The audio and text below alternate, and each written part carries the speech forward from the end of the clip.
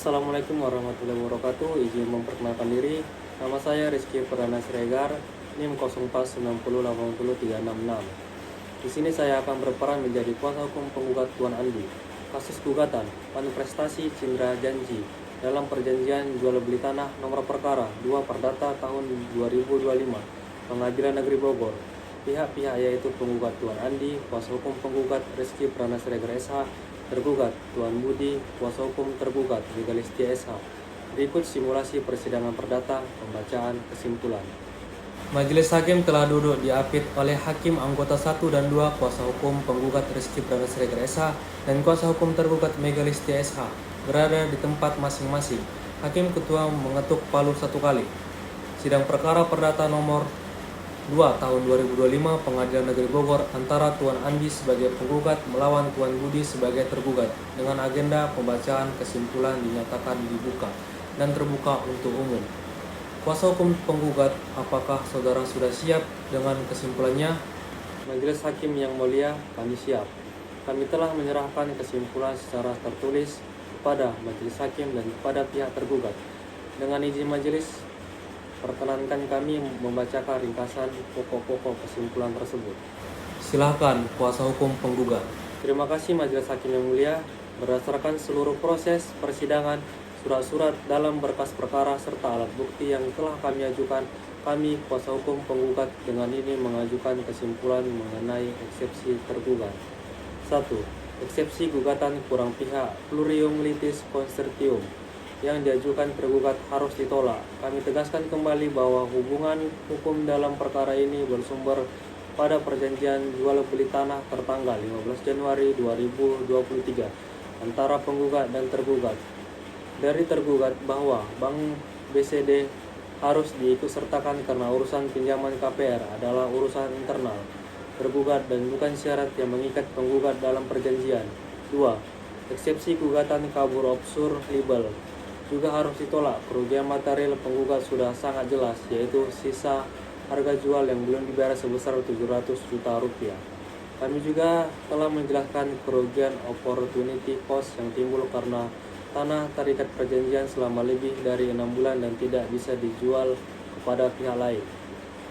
Mengenai pokok perkara, satuan prestasi tergugat sudah terbukti secara sah dan meyakinkan.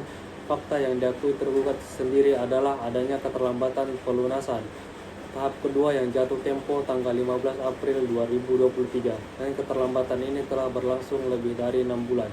Penggugat telah melakukan kewajibannya dengan mengirim 2 kali surat teguran somasi namun tidak diindahkan oleh tergugat. Ini sesuai pasal 1243 KUH Perdata. Dalil fortur major tergugat harus ditolak. Kesulitan proses pinjaman bank atau kegagalan mendapat pinjaman adalah resiko yang menjadi tanggungan tergugat sebagai pembeli dan bukan termasuk kategori force majeure. Dalil itikat baik bona fide tergugat harus ditolak. Itikat baik wajib ditujukan dengan memenuhi prestasi sesuai waktu yang diperjanjikan. Keterlambatan pembayaran lebih dari 6 bulan dan pengabaian somasi jelas menunjukkan adanya kelalaian konsentrasi. Pembayaran uang muka sebesar 300 juta rupiah adalah kewajiban yang telah dilaksanakan namun tidak dapat membenarkan prestasi atau sisa pembayaran. Mengenai pembuktian kerugian, kami tegaskan kembali kerugian penggugat adalah real dan pasti. Selain kerugian pokok 700 juta rupiah, terdapat kerugian atau hilangnya kesempatan menjual tanah kepada pihak lain opportunity cost selama tanah terikat perjanjian. Oleh karena itu, kami menolak tuntunan tergugat untuk diberikan waktu yang wajar sebab tergugat terbukti telah melakukan prestasi. Penegasan kembali tuntunan berdasarkan seluruh dalil yang terbukti. Kami mohon kepada Majelis Hakim yang mulia untuk menjatuhkan putusan sebagai berikut. Dalam eksepsi, menolak seluruh eksepsi yang diajukan oleh tergugat. Dalam pokok perkara 1, menerima dan mengabulkan gugatan penggugat untuk seluruhnya.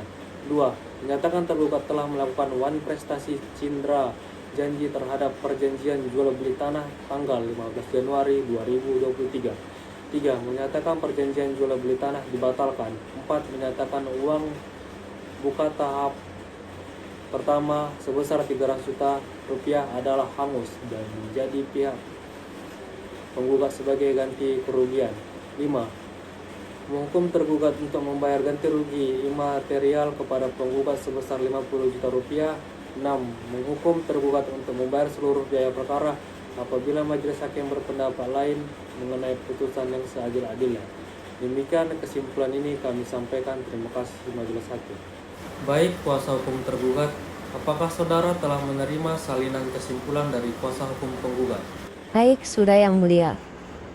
Karena seluruh tahapan persidangan mulai dari jawaban, replik, duplik, pembuktian hingga kesimpulan telah selesai, maka majelis hakim akan bermusyawarah untuk mempertimbangkan putusan. Kuasa hukum penggugat, adakah hal-hal lain yang mendesak yang perlu disampaikan sebelum sidang ditutup? Cukup yang mulia. Kami meyakini dalil-dalil tergugat kami dan alat bukti yang kami ajukan telah cukup kuat untuk membuktikan adanya prestasi tergugat. Kami berharap majelis hakim dapat mengabulkan seluruh tuntunan kami. Terima kasih. Baik, dengan demikian sidang ditunda dan akan dilanjutkan pada hari Kamis 4 Desember 2025 pukul 10 waktu Indonesia Barat dengan agenda pembacaan putusan pada para pihak diwajibkan hadir tanpa dipanggil lagi. Hakim Ketua mengetuk palu 1 kali. Sidang dinyatakan ditutup.